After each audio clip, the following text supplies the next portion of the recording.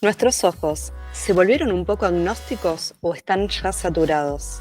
Y con seguridad, más de una vez nos hemos preguntado desde cuándo existe todo aquello que nos rodea. Desde el comienzo de los tiempos, el hombre necesitó expresarse. La imagen está en el origen y tiene una misión mediadora entre los vivos y los muertos, entre los humanos y los dioses, entre una comunidad y una cosmología, entre una sociedad de seres visibles y aquellas fuerzas invisibles que lo rodean. Sean entonces bienvenidos a este encuentro de mundos de arte en el tiempo, en el cual vamos a desarrollar diferentes charlas sobre aquellos temas que el arte evoca y que enlaza no solo en la historia, sino en la prehistoria también.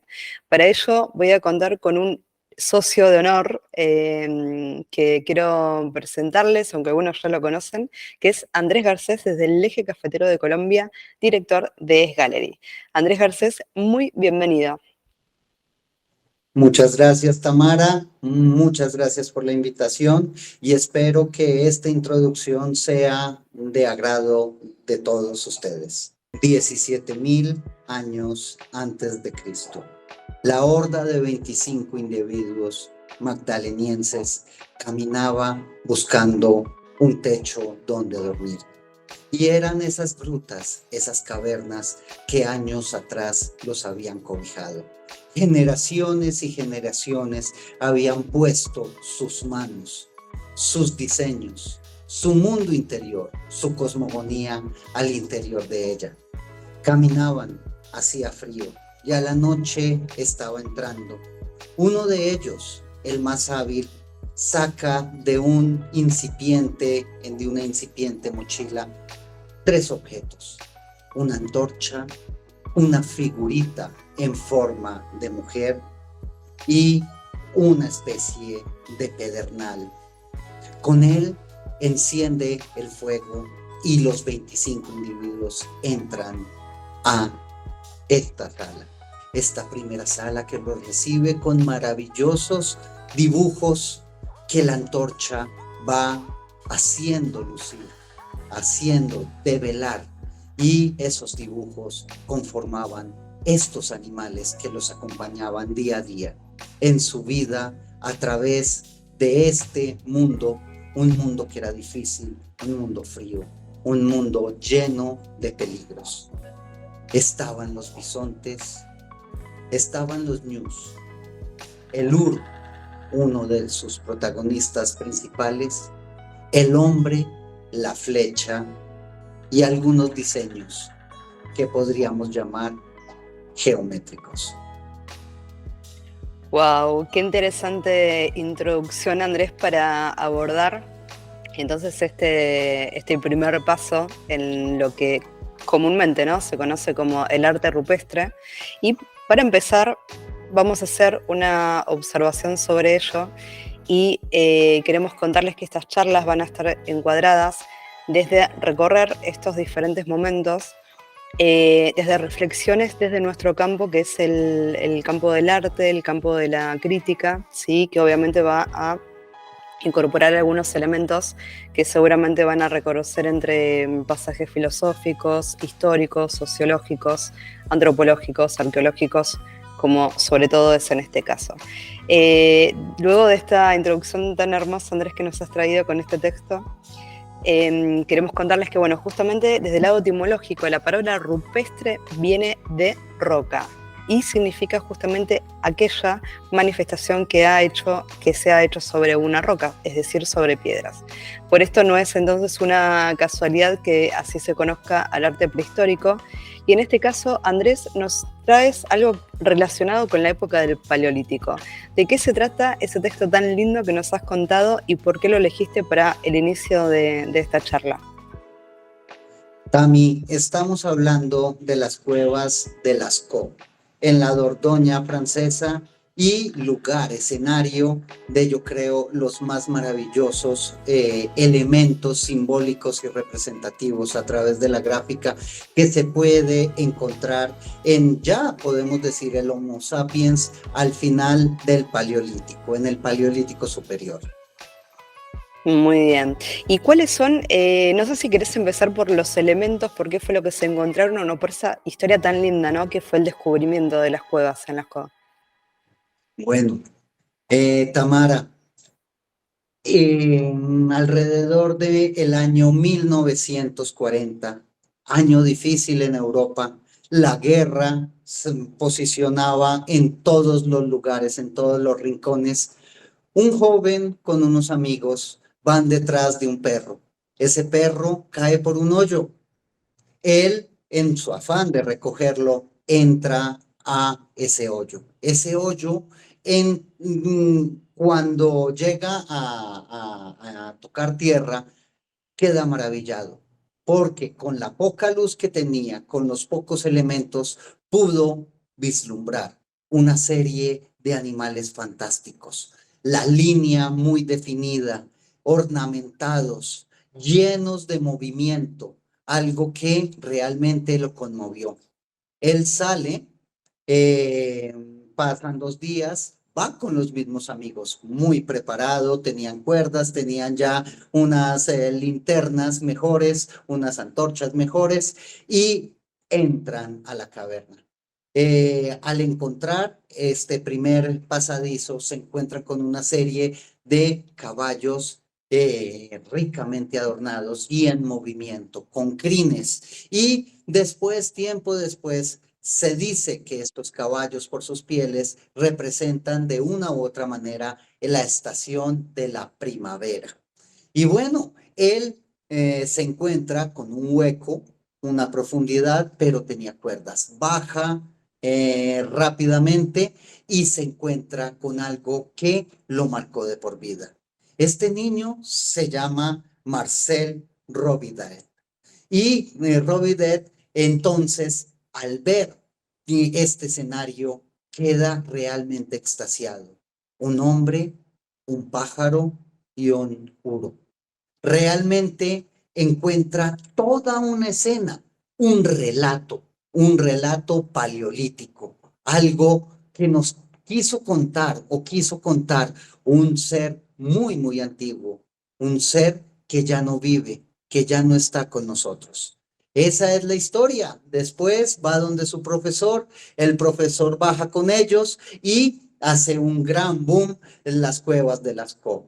La gente va en masa, buscan la manera de retratarse, de alumbrar, y esto hace que poco a poco la caverna comience a tener una serie de hongos y de elementos que comenzaron a dañar rápidamente los dibujos. Entonces, se deciden en la época de los 60 cerrarla y ahora pues tenemos recorridos de 360 grados virtuales, muy, muy, muy detallados, hermosísimos, y otro, pues los que tienen la posibilidad de estar en la Dordoña, pueden ir a un gran escenario en donde se hace la réplica de las cuevas de Lascaux y en donde el turista puede entrar y maravillarse con el arte paleolítico, el arte del magdaleniense. Correcto. Bueno, ahí hay, Andrés, dos puntos muy interesantes que me parece que vale mucho la pena señalar. Y en primer lugar es pensar en esto de que en aquella época quizás nunca vamos a saber si el autor de esas pinturas o los autores fueron conscientes, ¿no? De ese objeto de arte que puede trascender tiempos e incluso milenios, como en el caso tanto de las cuevas de Lascaux, las de Altamira en España y mismo en Argentina, que también tenemos la Cueva de las Manos que está en la provincia de Santa Cruz. Eso por un lado, ¿no? Este vehículo, que a veces hay actividades que se hacen en los colegios, que lo llaman máquinas del tiempo y le piden a los niños que busquen diferentes objetos, que los pongan en una especie de cofre y lo guardan para los niños del, no sé, dentro de 100 años. Entonces en ese cofre quedan objetos seleccionados que cada uno de esos chicos van a guardar y que consideran de valor para que dentro de 100 años o dentro de los años que sean, puedan ser valorados o puedan ser encontrados en el mejor estado posible, ¿no? Es decir, tomamos el tema del tiempo ¿sí? Del arte como un vehículo en el tiempo.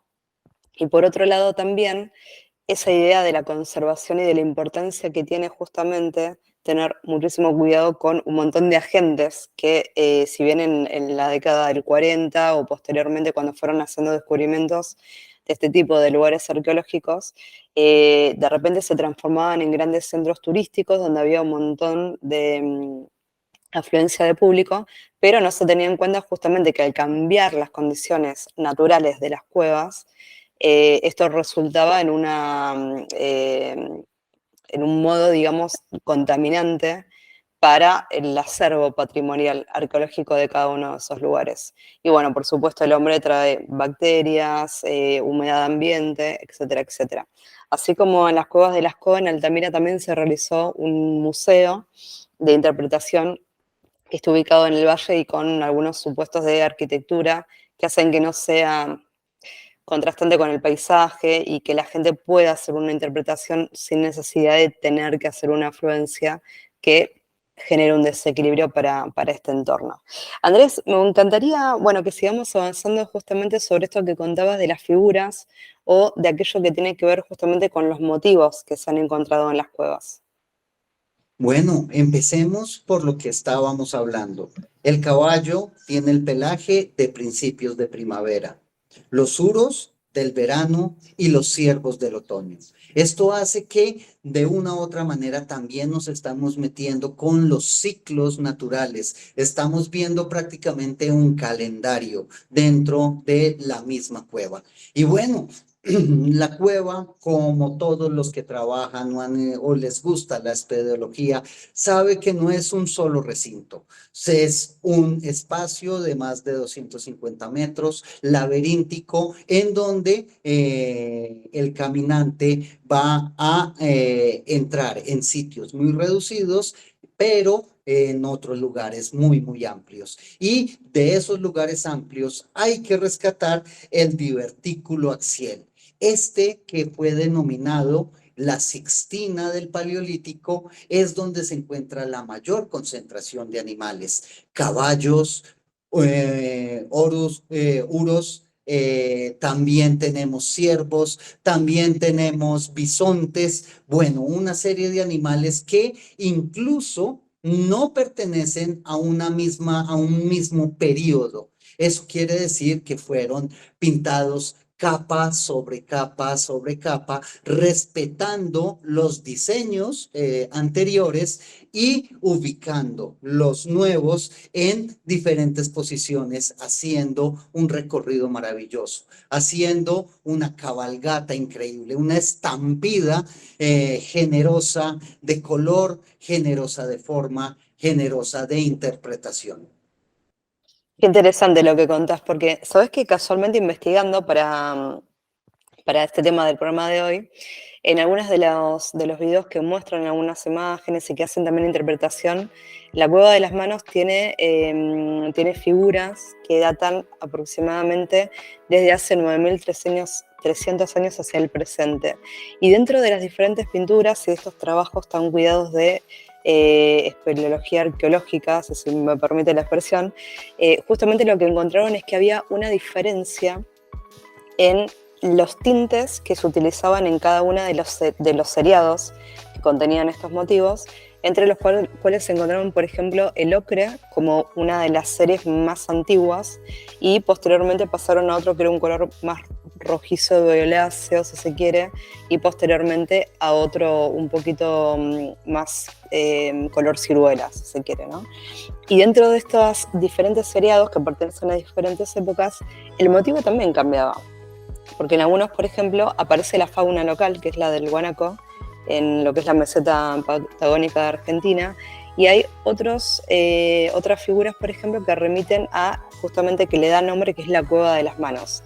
Pero acá voy a entrar un poquito más en la técnica para que sigamos hablando, y te voy a contar que la parte pictórica, digamos, de estas figuras animales, ¿sí? Faunísticas, son pintadas. ¿Sí? En cambio, La de las manos tiene una técnica muy particular que es muy parecida a la que hoy conocemos como un stencil. ¿Qué quiere decir?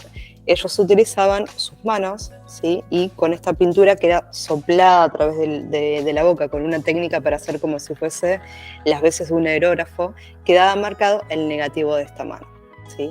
Pero bueno, es interesante también mencionar eso, de que en esta cueva también se repite lo que uno podría hipotizar como un respeto por épocas anteriores o por eras pasadas o por no una competencia donde uno iba a tapar el dibujo del otro, sino que están respetados que estas zonas que están pintadas o podemos decir aerografiadas de alguna manera, respetan otras épocas anteriores también, y que es algo muy llamativo, ¿no? De que se respeten a tanta distancia, pero que sea, no sé, algo como que moralmente fuera de lo que es la ley moral actual o que podemos compartir, haya tenido, ¿no?, ese respeto. Sí, Tami, y en cuanto a la forma, en Lascaux hay en particular un lugar, el gabinete de los felinos. Primero aparecen el animal que hacía la competencia en la escala alimenticia con el hombre, con el Homo sapiens, que era el tigre de dientes de sable. Y es muy interesante ver, imagínate tú hoy te acuestas sobre el prado y ves las nubes. Las nubes te sugieren formas. Eso pasa en este gabinete. Parece ser que la misma roca da la forma del felino, y en nuestra interpretación el magdaleniense toma esa silueta y la comienza a rebordear con pigmento. Toma las grietas, toma la propia volumetría de la montaña para generar la estructura del cuerpo, la estructura de algunas extremidades. Eso es muy, muy interesante y muy sugerente con relación al mundo onírico, al mundo mágico espiritual que poseían estos individuos, y que era plasmado sobre roca. Esta roca que de una u otra manera era la forma más fácil de pasar conocimiento de generación en generación. Completamente. Bueno, esa es otra similitud, acá si me permitís el enlace, que también aparece en algunos estudios interpretativos que se han hecho en las representaciones que aparecen en las cuevas de Altamira. Particularmente, si la producción me acompaña y se puede poner una imagen, hay un caso muy particular de un bisonte del cual durante mucho tiempo se creyó que tenía una perspectiva que estaba errónea, o quizás como con cierta falta de conocimiento dentro de los lineamientos, ¿no?, que tenemos acerca de la perspectiva, etc. Y fascinados, los investigadores contaban que este bisonte en particular de frente se veía como, obviamente con su lomo característico, pero con su cabeza muy achatada, mucho más de lo habitual, hasta que en un momento se dieron cuenta que si esa misma imagen era vista desde otra perspectiva, daba perfectamente la imagen de cómo se veía ese bisonte, como si lo viésemos desde su parte de cuartos traseros, digamos. Y esto fue maravilloso justamente porque a veces en esas interpretaciones, esos análisis, nosotros, claro, siglo XXI o siglo XX, aplicando diferentes reglamentaciones o técnicas, que obviamente es un acervo de conocimientos acumulativos a lo largo de la historia y del estudio del hombre, de buenas a primeras tenemos siempre, ¿no?, como la intención de aplicarle todo, y quizás hay otras formas de lectura posibles, ¿no?, que dan lugar a que no sean justamente errores, sino que sean otras formas de verlo, ¿no?, que tiene que ver con esto de maneras de hacer mundos. Sí, y a eso llega un tema importante, creo yo. ¿Qué es arte? El arte paleolítico era considerado por ellos arte, una expresión íntima del ser humano sin ninguna atadura o sin ningún compromiso, o era simplemente una forma de comunicar imágenes, de comunicar estilos, de comunicar religiones. Eso es muy, muy interesante, Tamara. Sí, tal cual. Bueno, a colación de eso, yo para este encuentro en particular quería traerles y recomendarles un libro. No es muy sencillo de lectura, pero sí podríamos tomar algunas cuestiones, ¿no? Estamos hablando de Nelson Goodman, que es un filósofo estadounidense, nacido en el año 1906 y terminando su vida en el año 1988. Más o menos para el 1977 aparece de publicación este libro donde él tiene un enfrentamiento muy fuerte con algunas líneas ideológicas, pero lo que él toma, digamos, o desde lo cual él parte su lectura, es desde el relativismo radical. ¿Qué significa? Vamos a empezar a desgranar un poquito. Tiene que ver con estos puntos de vista y tiene que ver justamente con ver desde qué manera vamos a hacer una lectura. Si él, por ejemplo, vamos a este ejemplo, él decía que existen muchas realidades reales, ¿no? Cuando lo que nosotros pensamos es que una verdad o una realidad generalmente es como lo unívoco o o aquello a lo cual uno puede aspirar para encontrar esa gran verdad que a lo largo del tiempo el hombre se ha desvanado los sesos para poder encontrar. Sin embargo, le pone este ejemplo. Podemos decir que el sol, que es verdad que el sol se mueve siempre, pero también podemos decir que el sol no se mueve nunca. ¿Y en base a qué va a tomar estas dos verdades? A que van a depender de ellas de un marco o que van a ser correctas desde un punto de vista específico. Si nosotros vemos al sol desde la Tierra, vamos a poder decir que el sol se mueve siempre. Va a ser un relativismo. Si nosotros tomamos desde el lado del sol que el sol no se mueve nunca, también va a ser una verdad, ¿sí? Porque estamos tomándolo desde otro punto de vista. Y algo similar ocurre con el arte. Muchas ideas se hablaron sobre lo que significa una representación antes en el arte, ¿no? Desde la antigüedad, desde el siglo IV, V antes de Cristo, con Platón, donde él decía que el arte era una forma de,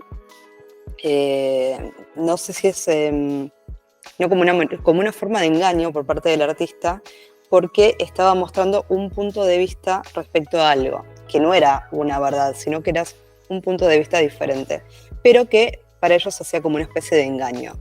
Citando esto, vamos a tener un poquito de literatura y vamos a hablar que aquellas epopeyas, ¿no? Como la Ilíada o la Odisea de Homero, que era alguien a quien se respetaba mucho en la época, el ciudadano al cual la antigua Grecia aspiraba para la polis no podía ir a la guerra emocionado pensando en lo idílico de una guerra, sino que tenía que ir con una disposición dispuesta para la guerra, ¿no? Entonces, de esa manera era que los artistas tenían que ser echados de la polis. Ahora, posteriormente, nosotros podemos pensar que una pregunta no debiera ser ¿qué es el arte en sí?, sino ¿cuándo hay arte? Y esta es la proposición que Nelson Goodman propone cuando nos enfrentamos a un objeto. Y Andrés, te voy a traer un ejemplo más actual, más contemporáneo. Yo tengo dos objetos en mi mano. Tengo una piedra, una roca, un coral. Es un coral fosilizado. Y acá tengo otra, ¿sí? Que es una piedra. Cuarzo. Se llama de la Rosa, en realidad está compuesta de arena del desierto, que bueno, es una formación natural, ¿sí? ¿Qué pasa con esto? Si yo tuviese, vamos a tomar un ejemplo como este coral fosilizado. Si este objeto estuviese en su entorno natural, junto a otros cientos de corales fosilizados, yo tendría, o encontraríamos en ese lugar, algo que no hace referencia más que a lo que simplemente está dado por naturaleza, por decirlo de alguna manera. Ahora, ¿qué pasa? Si yo tomo este objeto y lo pongo en una repisa de un museo, este objeto va a dejar de ser solamente aquello dado en su propia naturaleza, sino que va a pasar a formar parte de una muestra de determinadas cualidades. ¿Y cuáles son las cualidades que me puede traer? Me puede traer textura, me puede traer color, me puede traer tamaño, me puede traer diseño, aunque sea una cuestión de erosión natural, pero también puede ser ejemplo de olor. Yo la piedra la puedo oler, ¿no? Ahora, lo que debemos preguntarnos es si en este objeto, en una repisa de un museo, cuáles van a ser aquellas cualidades que van a estar puestas en valor. ¿Sí? Entonces, el funcionamiento de un objeto manifiesto de arte, por ejemplo, podría ser esta misma piedra porque está puesta en un museo, ¿sí? De arte, de un X motivo, que puede ser, no sé, una exhibición de arte natural, por si se quiere llamar, donde las cualidades van a responder a una cierta temática o un cierto marco al cual va a estar aplicado.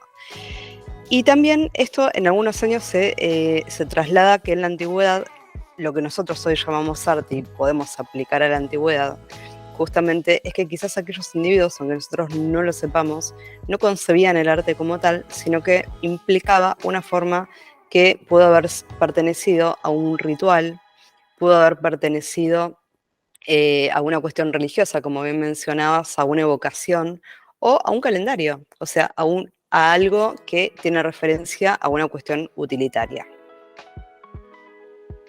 Entonces, la pregunta no es qué es arte, sino cuándo hay arte, ¿sí? En los diferentes momentos, y sobre todo después del siglo XVIII, donde la institución de Bellas Artes va a dictar un modo de hacer bellas artes, anterior a eso no había parámetros para determinar que tal cosa o tal cual otra correspondían a un objeto artístico.